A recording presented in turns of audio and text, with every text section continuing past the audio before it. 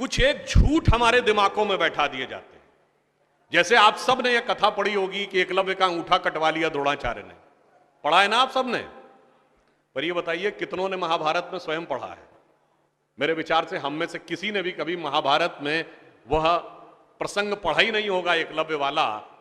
और अगर हम यह भी विनम्रता से पूछें कि महाभारत के कौन से चैप्टर में है, तो भी शायद हम में से किसी को ध्यान नहीं होगा कि महाभारत के वन पर्व में एकलव्य का उल्लेख है। मगर देखिए मार्क्स और मैकाले का प्रभाव कि हमारे दिमागों में ऐसा भरा हुआ है कि हम ग्लानि से आबद्ध हैं बगैर पढ़े हुए। अब मैं आपसे कहूंगा, जाइएगा, जाकर पढ़िएगा। अवेलेबल हो तो इंटरनेट पे जाके सर्च कर लीजिएगा, ना हो तो जो महाभारत सीरियल आया था उसका एपिसोड जाके यूट्यूब पे देख लीजिएगा। कि किस्सा ये था कि जब आपको, चाहे आपने कथा सुनी होगी कि कुत्ते का मुंह बाणों से भर गया था, जो एकलव्य ने तीर चलाए थे, और जब वह तीर अर्जुन निकालते हैं तो उस कुत्ते के मुंह में एक खरोंच तक उस बाण से नहीं आई होती है, तो वो चौंक जाते हैं क्योंकि ये सामान्य तीर नहीं है। उन्होंने कहा तो दिव्य अस्त्र है कि मुंह में पूरा तीर से भर गया मुंह और इसके बाद भी एक खरोंच नहीं आई। आप कहेंगे दिव्यास्त्र का मतलब क्या? दिव्यास्त्र का मतलब ये है, जैसे रशिया यूक्रेन की लड़ाई चल रही है ना, इससे पहले मिडिल ईस्ट की लड़ाई देती थी, तो जो मिसाइल जाती है वो लेजर गाइडेड जाती है, जिस बिल्डिंग पे गिरना उसी बिल्डिंग पे गिरती है, अगल बगल पे नहीं गिरती, क्योंकि the direction is precise to the metres. पर अगर मुंह के अंदर जाए और खाल पर खरोंच ना आए, इसका मतलब it is so much strongly guided that it is precision to the micrometres. तो जब ये वो देखते हैं ये दिव्यास्त्र चलाना, तो उन्होंने कहा दिव्यास्त्र राजा चला सकता है, ये कैसे सीखा इसने? तो जब द्रोणाचार्य उससे पूछते हैं कि तुमने ये किससे सीखा, तो कहता आपसे सीखा गुरुजी। कहते मैं तो तुम्हें जानता नहीं बालक, तुम अपना परिचय दो। अब यहीं पर बिंदु है। एकलव्य क्या कहता है? मैं मगध नरेश जरासंध के प्रधान सेनापति हिरण्यधनु का पुत्र एकलव्य। अरे वो मगध के chief of the arm forces का बेटा था। यदि आप ये कह रहे हैं कि वनवासी था, तो ये भी पूरा वाक्य तो पूरा करो कि वो सेना अध्यक्ष था। मगर देखिए कितनी चालाकी से छुपा लिया आधे तथ्य को, और उसके बाद हमारे दिमागों में भर दिया कि ये बहुत गलत किया गया। बताइए, हमारे हिंदू धर्म के दो महाकाव्य, रामायण और महाभारत, दोनों का रचयिता कौन? रामायण का रचयिता महर्षि वाल्मीकि, जो संस्कृत के आदि कवि माने जाते हैं। आज जो वाल्मीकि समुदाय है वो किस में आता है? शेड्यूल कास्ट में। महाभारत के रचयिता और वेदांत और मीमांसा के रचयिता महर्षि वेदव्यास, जिनकी मां मछुआरिन थी, वह समुदाय किस में आता है? कुछ राज्यों में, दिल्ली में शेड्यूल कास्ट में, यूपी में अति पिछड़े में। तो मेरे भाई, संत रैदास, नामदेव, कबीर, दादू, ये सब पूज्य संत हुए, फिर भी हमारे दिमागों में ये भरा जाता है। और कौन भरता है? वो लोग भरते हैं जो अपने यहां समाज के गरीब वर्गों की खरीद फरोख्त करते थे। और आपको यह भी बात बता दूं, जब हम कभी अपने यहां कहते हैं फॉरेन ट्रेवलर्स ने दिखाओ क्या लिखा है, तो मैं ये बात आपसे कहता हूं, इसको भी जाके चेक कर लीजिएगा। किसी फॉरेन ट्रेवलर का सबसे ऑथेंटिक जो रेफरेंस माना जाता है, वो चंद्रगुप्त मौर्य के समय में मेगस्थनीज आया था ग्रीस से, जिसने अपनी किताब लिखी है इंडिका, आज से 2300 साल पहले।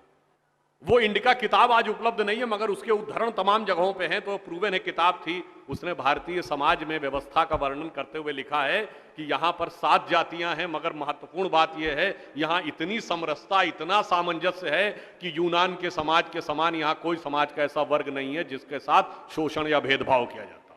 ये एक विदेशी लिख रहा है। और मैं एक और बात आपसे बताना चाहता हूं, बहुतों को नहीं पता होगा, गांव में पंचायत होती है ना, ये पंचायत में 5 की संख्या कहां से आती है? ये 4 या 6 क्यों नहीं? 5 की संख्या जानते कहां से आती है?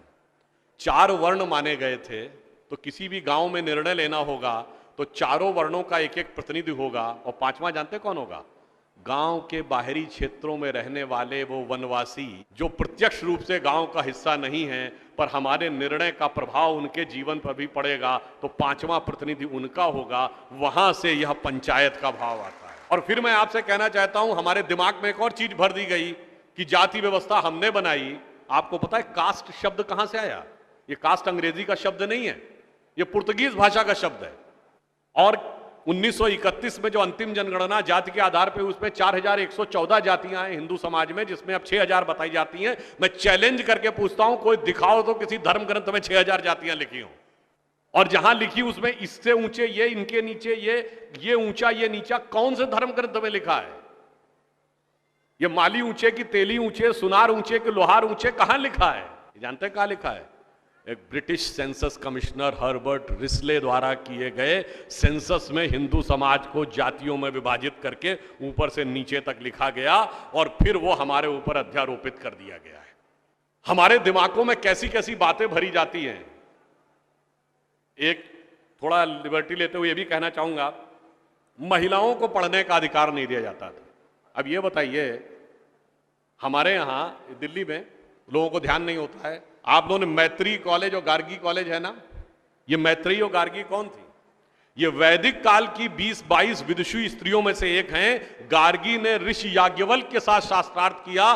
फिर मैं चैलेंज करके कहता हूं, दुनिया में कोई दूसरा धर्म संस्कृति बताइए जहां धर्म पे टिप्पणी करने का अधिकार किसी महिला को हो और किसी धर्म के ज्ञाता के साथ शास्त्रार्थ करने का अधिकार। फिर हमको समझाया जाता है कि हमारे यहां बराबरी नहीं थी।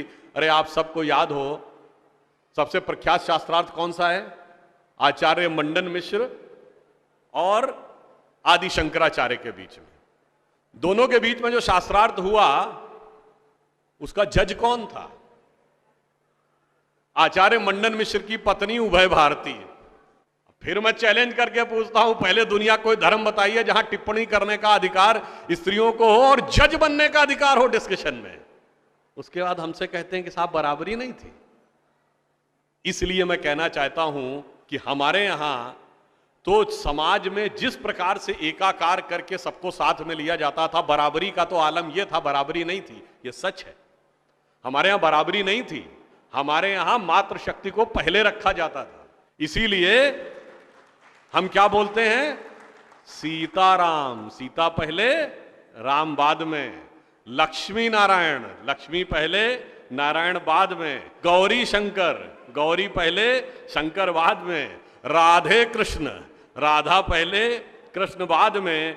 माता पिता, माता पहले पिता बाद में। और इसीलिए हमारे जितने भी प्रतीक हैं, भारत भी माता है, धरती भी माता है, प्रकृति भी माता है, गीता भी माता है, गंगा भी माता है, गाय भी माता है, गायत्री भी माता है। और ये केवल कोई आध्यात्मिक धार्मिक बात नहीं है। वर्ल्ड की डॉक्यूमेंटेड हिस्ट्री में अगर पहली बार कोई वुमेन रूलर रही है तो गुप्त वंश के समय में 4वीं शताब्दी में प्रभावती गुप्त ने शासन किया है। उसके बाद अहिल्याबाई होलकर, रानी दुर्गावती, रानी झांसी, वो सब तो आपने बहुत सुना होगा। अब वो लोग आके हमको समझाते